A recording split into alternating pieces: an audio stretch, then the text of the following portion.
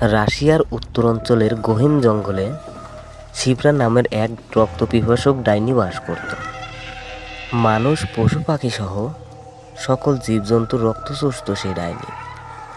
সে ডাইনির রক্ত পিপাসার মাত্রা এতই বৃদ্ধি পেয়েছিল যে একে একে দিনে দিনে সকল পশু পাখি সহ মানুষ সব কিছুকে সে রক্ত চুষে শেষ করে দিয়েছিল। একটা পশু পাখির রক্ত চুষে তার পেট ভরলেও স্বেচ্ছায় সে আরো 10টা নষ্ট করত। হঠাৎ করে এই অবস্থায় একদিন তার মৃত্যুর কারণ হয়ে দাঁড়ায়। একদিন ডাইনি শিপ্রা ক্ষুধার যন্ত্রণায় ছটফট করতে লাগে। সারা জঙ্গল ঘুরেও কোনো একটি প্রাণী জীবজন্তু খুঁজে পায় না। শিপ্রা মনে মনে ভাবতে লাগলো, মানুষ পশু পাখি সবাই বুঝি আমাকে দেখে ভয় পায়, তাই এদিকে আসে না। তখন সে ছদ্মবেশের চিন্তা করলো। তার লম্বা লম্বা দুটি কানকে সুতা দিয়ে পেঁচিয়ে বড় দুটি শিং বানলো এবং সারা দেহ সাদা কাপড়ে মোড়ালো।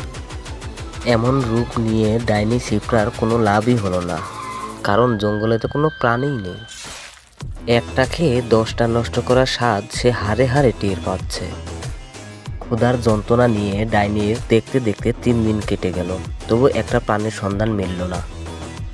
অবশেষে ক্ষুধার যন্ত্রণা সইতে না পেরে ডাইনি একটা ফন্দি আঁটল। বুক অবধি মাটিতে গর্ত করে সেই গর্তের মধ্যে নেমে থাকলো, যাতে তার ক্ষুধার যন্ত্রণাটা কম মনে হয়।